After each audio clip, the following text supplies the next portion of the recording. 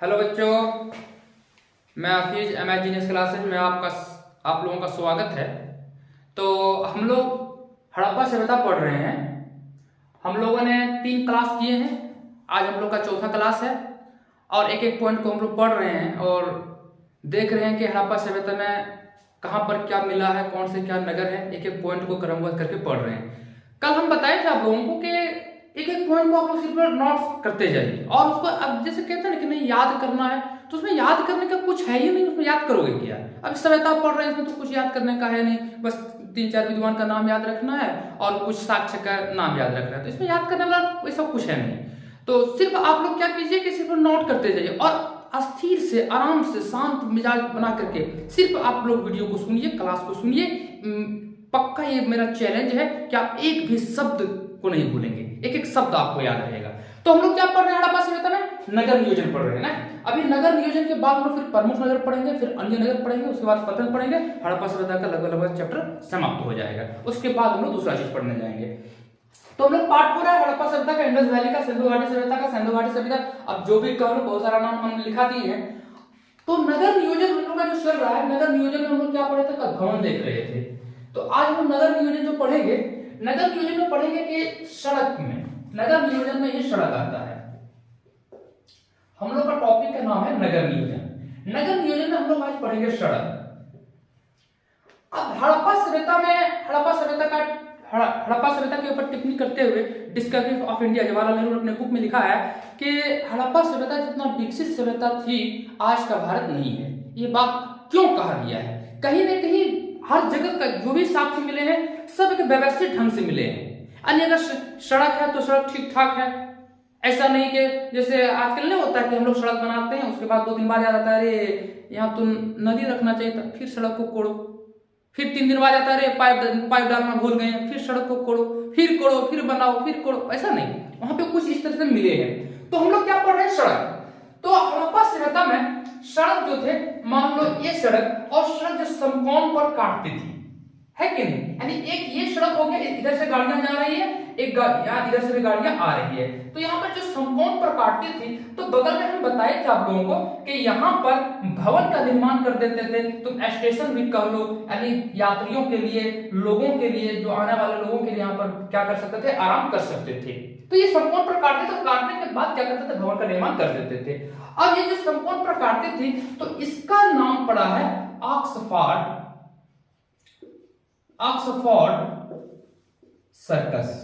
नाम क्या है? Oxford circus. नाम याद रखना है। यहां जो काटता, अक्सर पूछा जाता है कि समकोण पर काटते थे उसका नाम क्या था, तो इसका नाम दिया गया विद्वानों ने ऑक्सफोर्ड सर्कस कहा गया है। फिर आगे बताते हैं कि सबसे चौड़ी सड़क, इसमें बताते हैं एक पॉइंट तो ये हो गया, दूसरा पॉइंट ये हो गया कि सबसे चौड़ी सड़क कहां से मिला है? तो हड़प्पा से मिला। सबसे चौड़ी सड़क कितना? 9.1.5 मीटर। इस सड़क का नाम, विद्वानों ने इस सड़क का नाम राजपथ की संज्ञा दिया है। क्या नाम दिया है? राजपथ की संज्ञा दिया है। इस सड़क का सड़क कितनी है? 9.1.5 मीटर। इस सड़क का नाम राजपथ की संज्ञा, इस सड़क को राजपथ कहा गया है। एक पॉइंट तो यहां दूसरा लिखे हैं, तीसरा यहां पर लिख देते हैं। तीसरा में कहा जाता है कि जो नाली मिली है पक्की ईंट का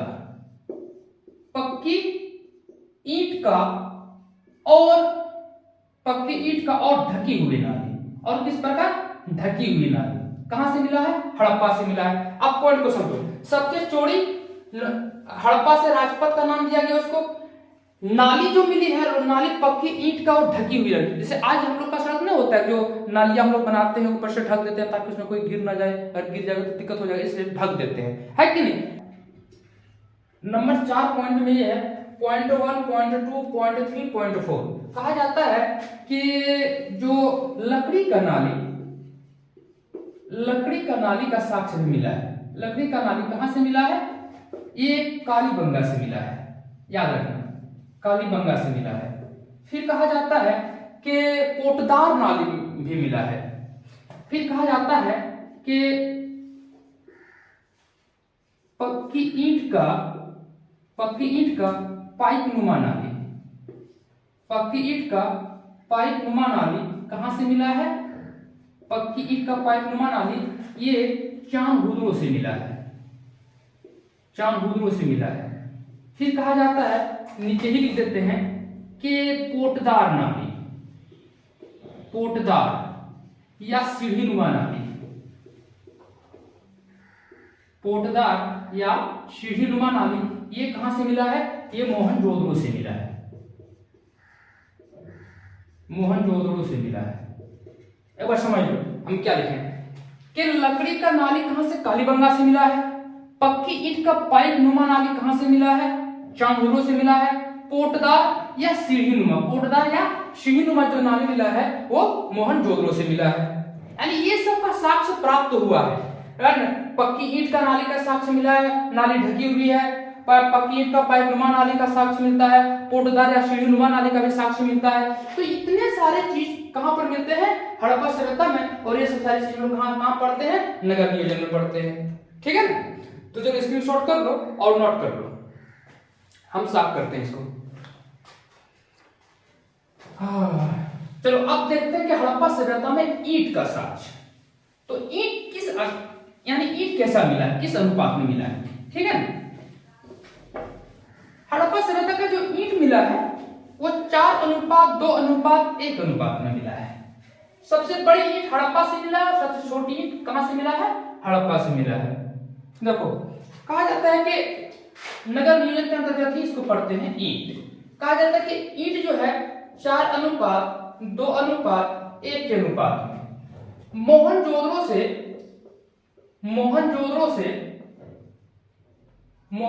से कहा जाता है कि जो ईंट मिला है, सबसे बड़ी ईंट मिला है मोहनजोदड़ो से और सबसे छोटी ईंट भी मिला है मोहनजोदड़ो से। इस चीज को याद रखना। अक्सर क्वेश्चन पूछा जाता है कि सबसे बड़ी ईंट कहां से मिला है, तो मोहनजोदड़ो से मिला है। और सबसे छोटी ईंट का भी हिसाब से कहां से मिला है? मोहनजोदड़ो से ही मिला है। फिर कहा जाता है कि एक तो ये हो गया। नंबर दो में है कि अलंकृत ईंट का भी साक्ष्य मिलता है। कहां से मिला अलंकृत ईंट का साक्ष्य? कालीबंगा से। फिर कहा जाता है कि वक्राकार को एल आकार कर सकते हो। वक्राकार ईंट का भी साक्ष्य मिला है। वक्राकार ईंट का साक्ष्य कहां से मिला है? या एल आकार का ईंट चांदहुदड़ो से, ठीक है। तो देखो ईंट को नगर नियोजन में ही रख करके पढ़ते हैं। ईंट का साक्ष्य मिला है। ईंट कैसा मिला है? 4:2:1 अनुपात में। सबसे बड़ी ईंट और सबसे छोटी ईंट कहां से मिला है? मोहनजोदड़ो से मिला है। अलंकृत ईंट का साक्ष्य कालीबंगा से मिला है। अलंकृत ईंट का साक्ष्य कालीबंगा से मिला है। और वक्राकार यानी एल आकार का ईंट जो मिला है वो चांदहुदड़ो से मिला है। ठीक है ना? तो ये हम लोग का क्या था? नगर नियोजन था। अब हम लोग पढ़ेंगे एक एक नगर को। सबसे पहले हम लोग प्रमुख नगर को पढ़ लेते हैं। ठीक है ना? प्रमुख नगर 6 है, तो 6 को पहले देख लेते हैं, उसके बाद फिर अन्य नगर पढ़ेंगे। हम कल बता भी दिए थे कि पाकिस्तान में कौन कौन से नगर मिले हैं और अफगानिस्तान में कौन कौन से नगर मिले हैं। उनको छोड़ करके जितने भी नगर मिले हैं सारे नगर भारत के हैं। ठीक है ना? तो सबसे पहले लोग प्रमुख नगर को पढ़ लेते हैं। तो चलो जल्दी से इसको नोट कर लो, हम साफ करते हैं।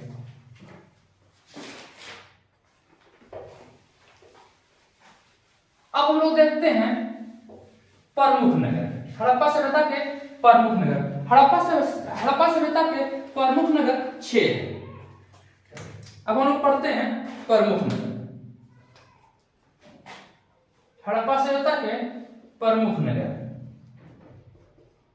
नगर ये 6 है।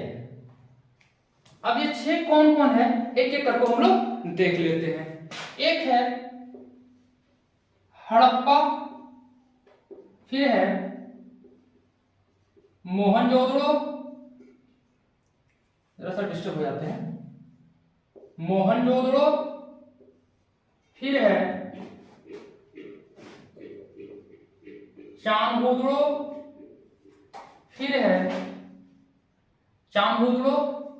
फिर है लोथल, फिर है कालीबंगा और बनावली। बनावली। ये 6 नगरों को प्रमुख नगर की संज्ञा दी गई है।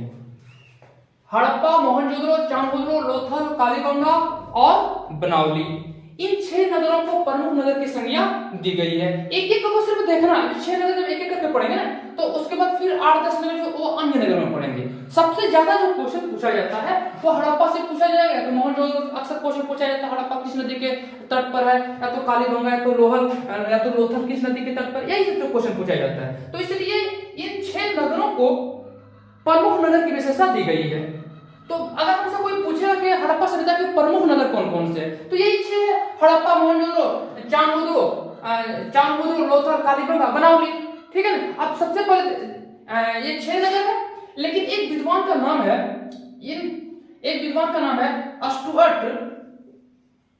स्टुअर्ट पिकट, नाम याद रखना, स्टुअर्ट पिकट बताते हैं कि हड़प्पा, यानी ये हड़प्पा और मोहनजोदड़ो, ये 2 नगर, ये जो दो नगर है हड़प्पा, एक काम करते हैं यहीं पर रेखा खींच देते हैं, ठीक है ना। तो स्टुअर्ट पिकट बताते हैं कि हड़प्पा और मोहनजोदड़ो एक साम्राज्य की 2 राजधानी बताया है। एक साम्राज्य की 2 राजधानी,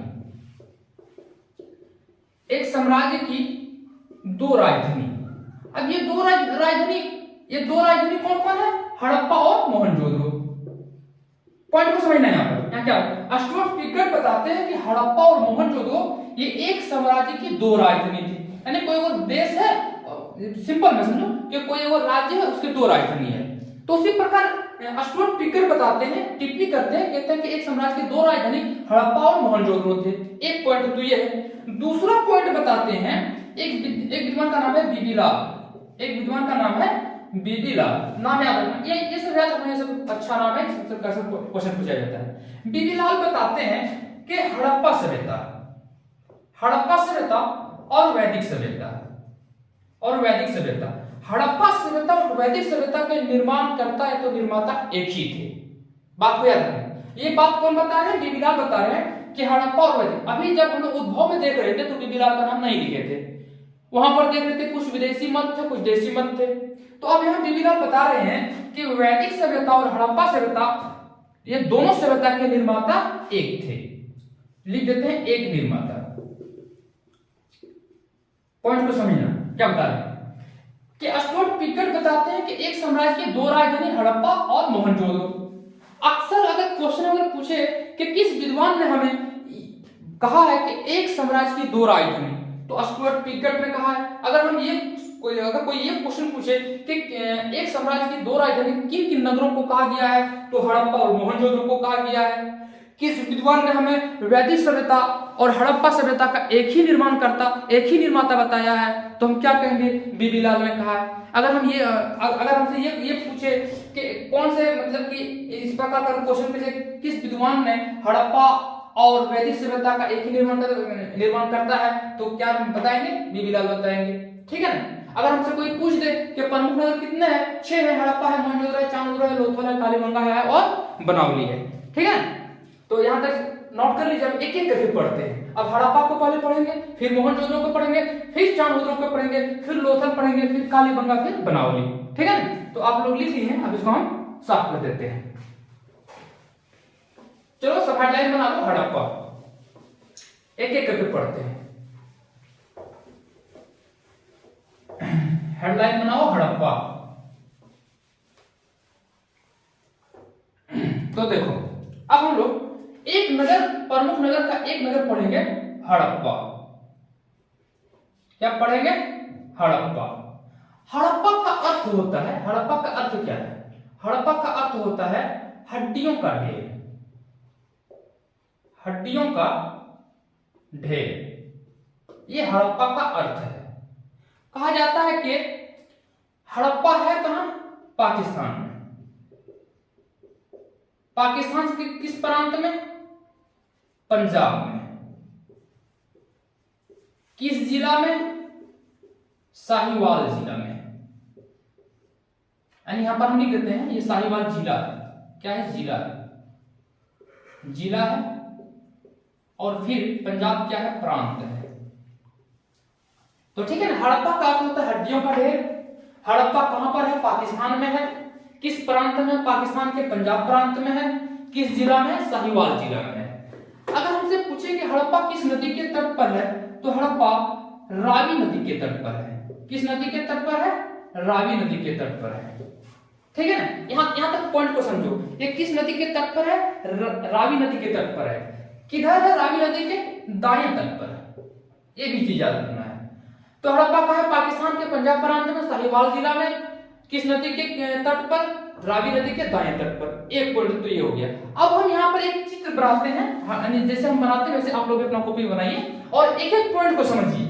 ऐसे में जब ऐसे करके पढ़ते हैं तो पढ़ने का सबका अलग अलग तरीका होता है। तो रियल में अगर इस तरीका से अगर आप पढ़ेंगे ना तो कसम से एक भी चीज नहीं भूलेंगे। प्रैक्टिकल किया हुआ चीज है। आप एक काम कीजिए, किसी भी चीज का पढ़िए, सबसे पहले आप चयनित कर लीजिए इसमें पढ़ना क्या है। अब जब चयनित कर लेंगे तो उसमें आप भरते जाइए उस कॉलम को, अपने आप याद रह जाएगी। अब एक काम कीजिए, हड़प्पा सभ्यता जिस प्रकार हम पढ़ा रहे हैं, जो पॉइंट लिख रहे हैं, आप एक काम एक कॉपी में उस पॉइंट को लिखिए, आप उसको सिर्फ उस कॉलम को भरते जाइए। जैसे आप उस कॉलम को भर लेंगे अपने आप याद हो गया।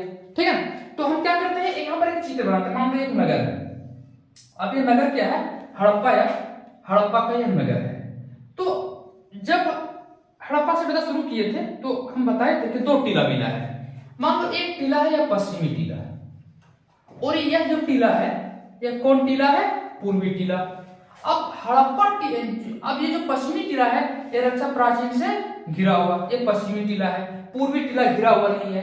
तो कहा जाता है कि ये जो पश्चिमी टीला के ठीक ऊपर, पश्चिमी टीला के, मान लो ये एबी टीला है, ये कौन टीला है? एबी टीला। तो कहा जाता है पश्चिमी टीला के ठीक ऊपर एक टीला है एएफ टीला।